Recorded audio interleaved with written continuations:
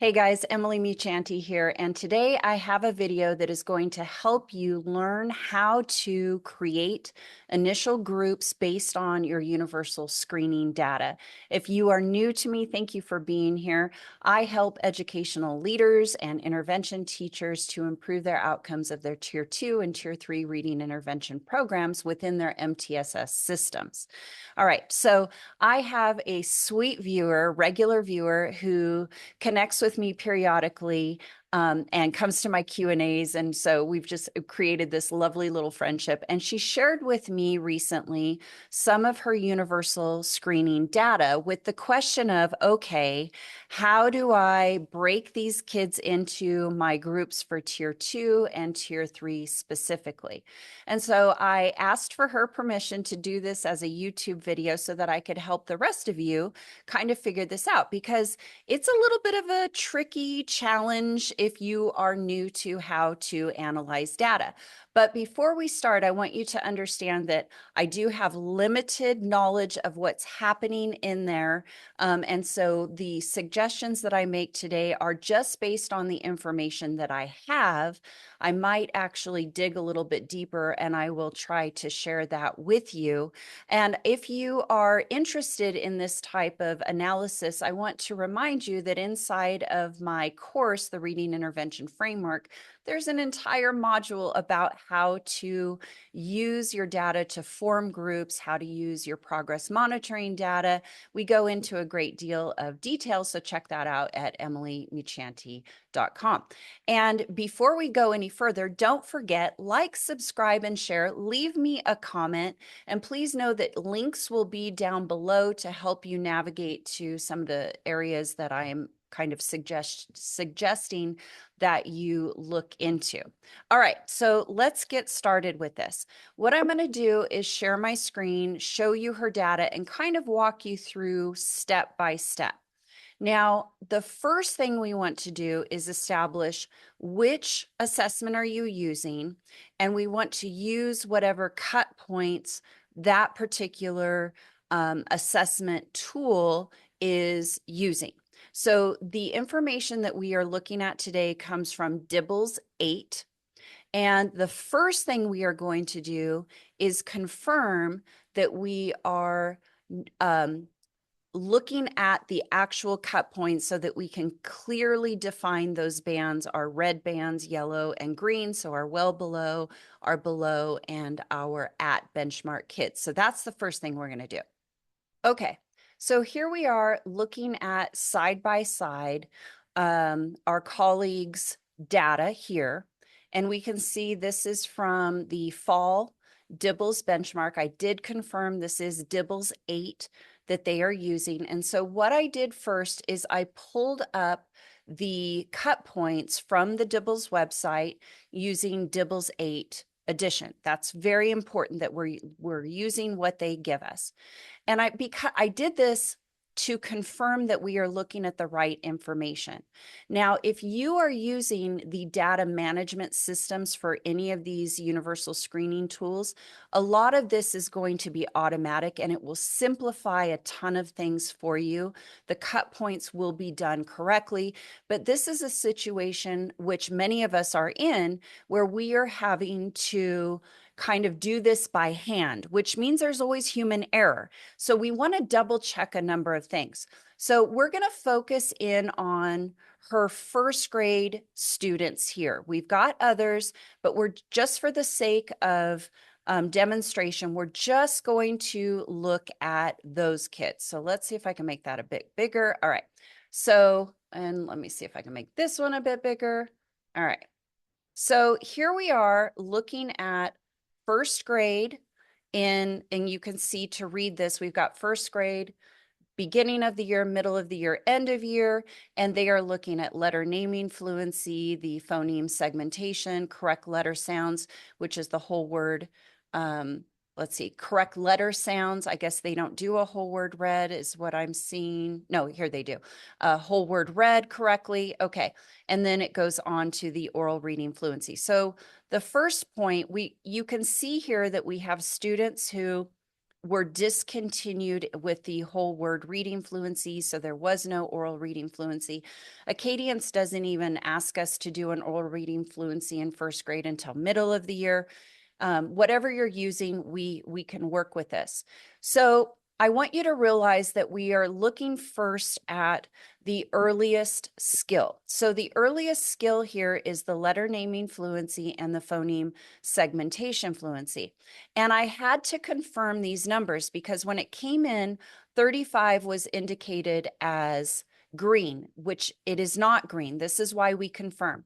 So if I go to, I was double checking numbers and I already made this change. Letter naming fluency, which is right up here. Yellow, you can see this student would have been yellow, not in the green. So I needed to make that change.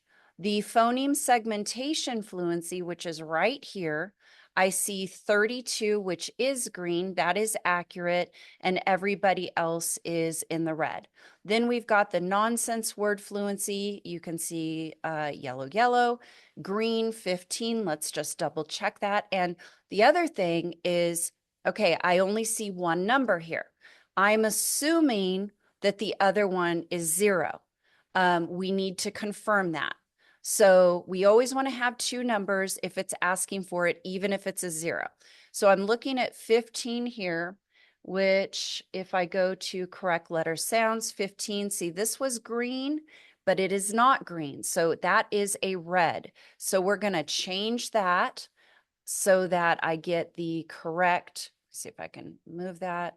All right, I can't seem to open that part right now. But this is going to be red. Let's see if I can do it with my color here. I think I can highlight it. Forgive me. This is always challenging here. So I'm going to highlight this or circle it so we can see it. Okay, so both of those are red, not green. Oh, it's not going to stick. Okay. Let's try that one more time. Red and red. Okay. Now that I know I've got all of these red situations, and you can see again, whole word red is discontinued in most of these cases. So the question is, we've got 1, 2, 3, 4, 5, 6, 7 kids, too big for one group, right? We have to decide where are we going to break these kids into groups. Now, there is a handy tool that I know DIBELS has and I know Acadience has. I can't speak for the others, but it is called, oh, not that one, sorry. It is called the Initial Grouping Suggestion Form. So let me see if I can bring that up. Okay, I'm going to bring it over here.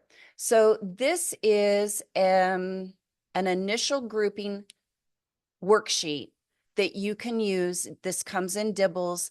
I actually prefer Acadience's because it's boxes and it's quadrants. It's a little bit nicer, but we're using what we have here. So this is, let's see if I can make that bigger for you. Okay. Now we've got, this is kindergarten. So I'm going to drop this link down below also so that you have this for you. This is first grade, beginning of the year, and they're all in here. So this is how we can take a lot of data by hand and start to look at common elements with our students' skills or skill strengths or deficits. So you can see here that we've got the nonsense word fluency. We're looking for kids that are above 27, PSF above 40. Okay, the second group is one that is above, the CLS is above, but the PSF is below. And then group 3 is the opposite strength and weaknesses. And then group 4 is when really they're low in everything. So what I did was I put this up in Adobe. Let's see, and I already added the kids to it. So let's see if I can bring this over. Okay, I'm gonna show you what this looks like I have to move my screen. Okay, so what I did, it's over on my other screen, so I'm gonna be looking over here, is I put those kids into the category that they would fit into. Now here, every single one is going to land in that group 4, which is basically they're low in both of these skills. That's if we had a big distribution in skills, this would be really helpful. We would be able to split all of those things out. But now that we know that we have all of them are struggling, they're low in everything. Now what do we do? Okay, so now what we have to do is we have to determine which of these kids are going to be in the same group. So the first thing we do, I just want to kind of recap. We confirmed the cut points, right? We have to verify that we're looking at the numbers, not just at the colors. Second, we need to use that initial grouping worksheet if you've got a big distribution of scores. And then the third thing we do, and in this case, we have to basically rely on this, is we have to look for patterns in the data. Now, let me say this. I started by telling you I'm only working with the data that I currently have. What I would suggest is that we have additional assessment, diagnostic assessment, for really anybody who was, we've got really low kids here. I would say the L, D, Z, A, and S, maybe not these 3 here or 4, but these 3 kids here for sure, we need additional diagnostic. And honestly, the additional diagnostic is going to be beneficial to all of those because we've got kids that are not mastering letter naming fluency, letter sounds. We are going to have to work on that. And then the PSF, we've got kids that are really lacking in here. So I would suggest we go into a phonemic awareness diagnostic. 95% group has some great ones. I know a lot of people use CORE. There's also the PAST from Kilpatrick. So those are some others where we can look at some of these kids that really have some significant deficits still in first grade. That might give us some additional tools. But again, this is what I'm working with. So what I am going to do now is really see if I can make 2 groups out of these. I had 7 kids, 1, 2, 3, 4, 5, 6, 7. Yeah. So if I can get a group of 3 and 4 that are tight in their skill deficit, I can maximize my instructional time. So what I'm looking at then is, let's see if I can make a different color here. What I am looking at is, okay, I'm looking for patterns. I'm looking for separations. So these 4 kids here are stronger in letter naming fluency. J has really some strengths here. We've got a whole word read. J, we'll see. May actually, I would probably do some additional diagnostic with this kiddo to see where we are. But for the meantime, using these kids only, Jay could still benefit from some instruction because that letter naming fluency, that automaticity is still really low. Now, Lee, still, we've got at below benchmark. These kids could still use some time. So we also want to look at perhaps the earliest skill deficit. So our 3 here are significantly behind. These 3 students here look to be more tier 3. We're going to have to do a lot of instruction. We had discontinued nonsense word fluency. They don't have their letter sound or letter names. They don't have their phonemic awareness, and they're not able to have that alphabetic principle. There's no letter sound correspondence. So we need to teach letter sounds, letter names, and phonemic awareness. These kids are a group. So what I would do, this is a grouping worksheet that I created. This is a template that I use. And let's see if I can get it to work here. What I would do is create, okay, L and D and Z are going to be in a group. And this is just kind of what my you know what, let me do it over here. So, because that's my L, D, and Z. Now, the next thing is, okay, what am I going to focus on with these kids, knowing what I know? Well, they need letter naming. They need phonemic awareness. They need alphabetic principle.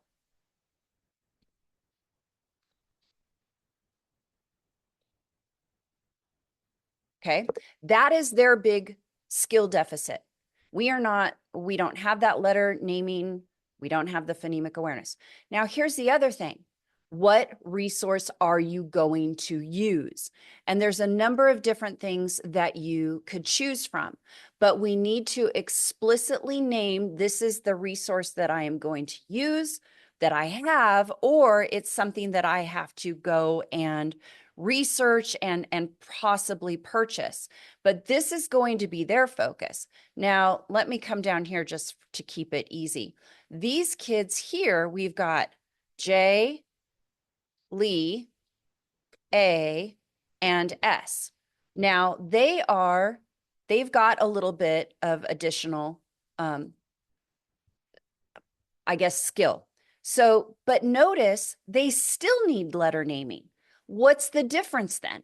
What's the difference between this first group that we talked about and this new group that we are looking at?